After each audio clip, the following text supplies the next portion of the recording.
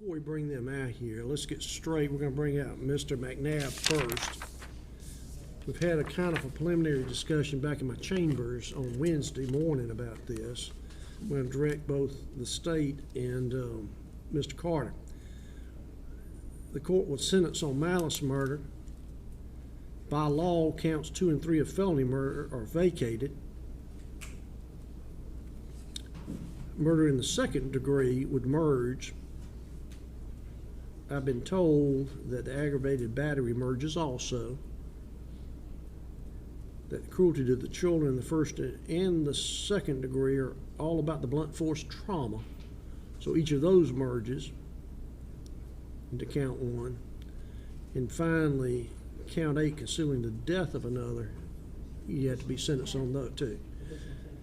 Is that 10-year sentence? Yes, sir. Okay. Is everybody ready? Yes, sir. Bring out Mr. McNabb. Are y'all ready for the sentencing hearing?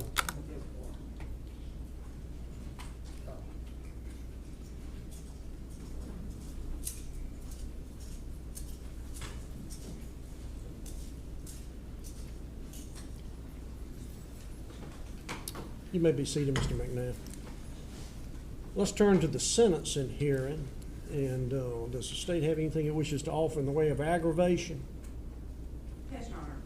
We have several certified copies of convictions as well as one witness that I believe is on her way here in the courthouse.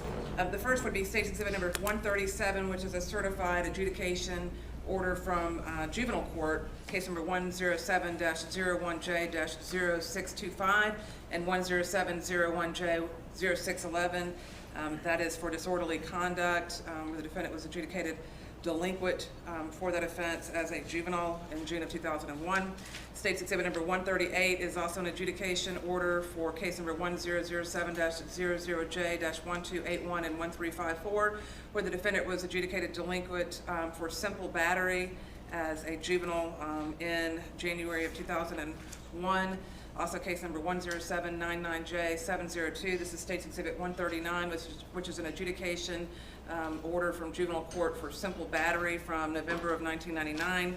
We also have a Superior Court conviction out of the Superior Court of Bartow County. The defendant was convicted in Bartow County for theft by taking, entering a motor vehicle to commit a theft, criminal damage to property, burglary. He was sentenced on case number 2007-1989, and that was in October of 2007. That was State's Exhibit number 140.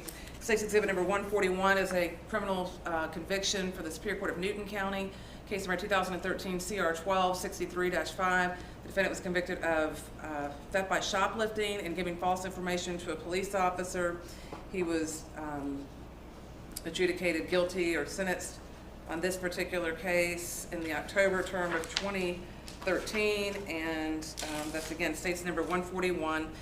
Also State's number 142, which is a Superior Court of Newton County conviction on case number 2015 CR 02-5, where the defendant was convicted of obstruction of an officer. That again was a sentence from the January term of 2015. The state offers State's Exhibit number 143, which is the Superior Court conviction out of the Griffin Judicial Circuit, where the defendant, Christopher Michael McNabb, was convicted of obstructing and hindering a law enforcement officer felony, driving while license is suspended, driving on the wrong side of the roadway, speeding, stop sign violation, and failure to maintain lane, and that was in August of 2001.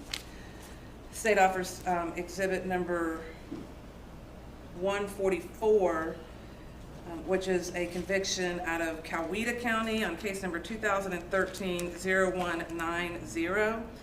And there the defendant was convicted of one count of theft by taking, and that was in, looks like February of 2003. These are all certified copies of convictions that the state has for Christopher Michael McNabb, and I'm showing them to Mr. Carter now. Judge, I have no objection to Exhibits 140 through 144. I do object to the misdemeanor juvenile delinquent juvenile adjudications. Judge, I know the law is clear that anything can be used in aggravation, so juvenile adjudications are admissible. I have one witness. Well, let me finish with this first, Ms. Zahn. I'm going to admit everything into evidence. If it makes any difference to you, the misdemeanors mean nothing to me, Mr. Carter. And I would not enhance sentencing at all because of the misdemeanors. Now, Ms. Zahn, Your Honor, the state calls Priscilla Faulkner, Dr. Priscilla Faulkner.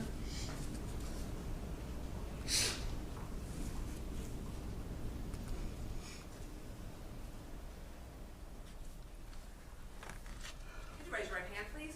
Do you swear or affirm that the testimony you're about to give in the matter now pending before this court today will be the truth, the whole truth, and nothing but the truth, so help you God? Yes. Thank you. Please state your name. Priscilla Faulkner. And you are a doctor? I am. And a doctor of what? Psychology. I want to draw your attention back to October the 14th of 2017.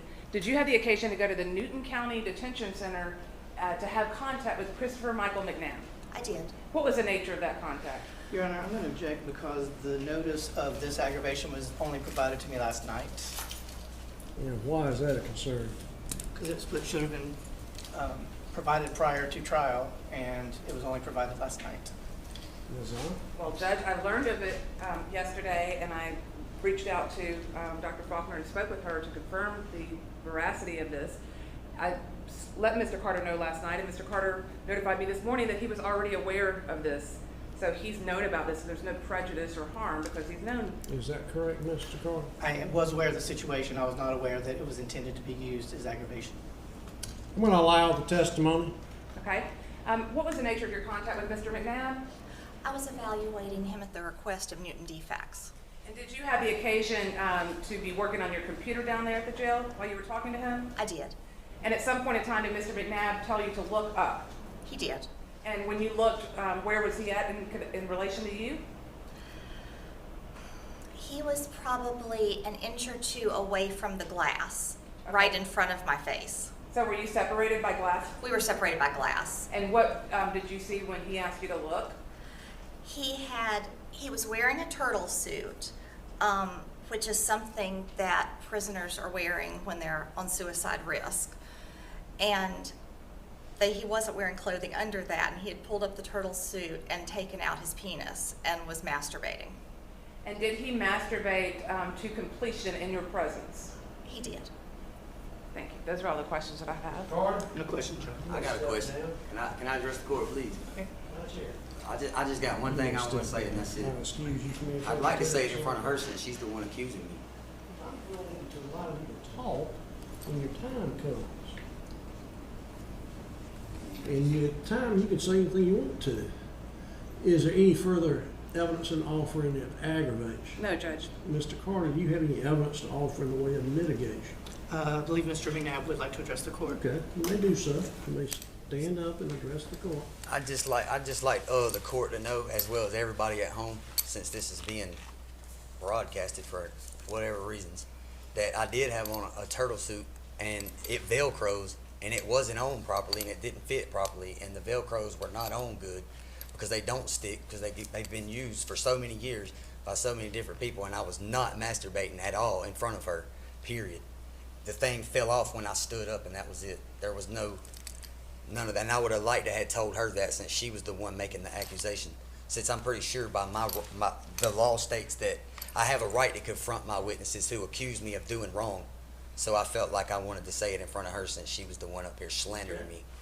And that's all I got to say. Now, you sure you don't want to talk about the sentencing and all of that? That was the only thing you wanted to tell the court? I mean, I haven't heard anything about a sentence. I was just About the sentence commenting sheet on that. I for the understand that. charges. And I just wanted to know if you had anything you wanted to say to the court. I mean, I prior got a lot to sentencing. say. I got a lot to say, but I'm not going to be able to say half of it. I don't know, because I don't know what you're going to say. I'm innocent. I didn't do it. Okay. I've maintained that the whole time.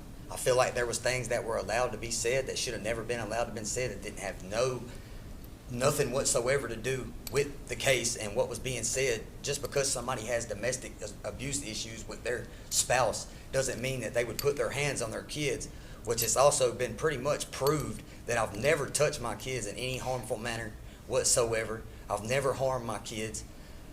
I didn't even hear anything that said that I had done anything to her in front of the kids. So that doesn't make sense either. And, you know, just to let the record show that I don't think I ever put my hands on her in front of those kids. And I just don't feel like just because somebody has domestic issues with the female in their life that they love, that they were just able to just say, oh, he don't love you and all that stuff just in front of everybody or whatever, which doesn't matter. But I just don't understand how you find somebody guilty of doing something to a 15-day-old baby because there was no evidence whatsoever that proved anything about me putting my hands on my kids. I've never done it. I never would. I don't believe in it. I was beat as a child, and I don't agree with it at all. And I would never do it. I would never do this. That's all I got to say. I would never do it. I'm innocent. Well, I can make a lot of comments on what you said. I can make a lot of comments on the trial, but I know that was just be arguing with you or talking with you. I'll ask you one simple question. You claim you're innocent, so you tell me what sentence the man or woman that you claim did this should receive. If you ever find out who did them, they deserve to be under the jail. Okay, so they ought to get the maximum sentence. Most definitely. Okay. On the crime of malice murder, I sentence you to life in confinement without parole. On concealing the death of another, I sentence you to 10 years in confinement, consecutive or after. Count one. Do you understand each of your sentences? Yes, sir. I want to advise you that you have 30 days after today to file a notice of appeal It'll be filed. on this case. I'm going to instruct Mr. Carter on behalf of you to file a motion for a new trial to make sure your rights are protected. If you wish to allege that Mr. Carter did not do an effective job, then we'll bring in another attorney to handle the appeal so that issue can be raised, and that's fine with Mr. Carter. He takes no offense. I think he did an incredible job. Well, that's fine. I'm just indicating to you that in order to claim your attorney at trial was ineffective or did not do a good job, you have to raise it at the earliest moment, which would be here. I won't be filing anything against my attorney. That's fine. I also want to inform you that if the case is appealed, if the Supreme Court of Georgia affirms your case, you have 4 years from that date. The affirmation is made in what they call a remitter. The case is sent back down here to file what is known as a writ of habeas corpus, claiming that your body is still being held illegally and unconstitutional. It has to be done within 4 years of that date. 4 years and 1 day, they would not listen to it. So do you understand that right also? Yes, sir. Any further rights I need to advise from anybody that you know about?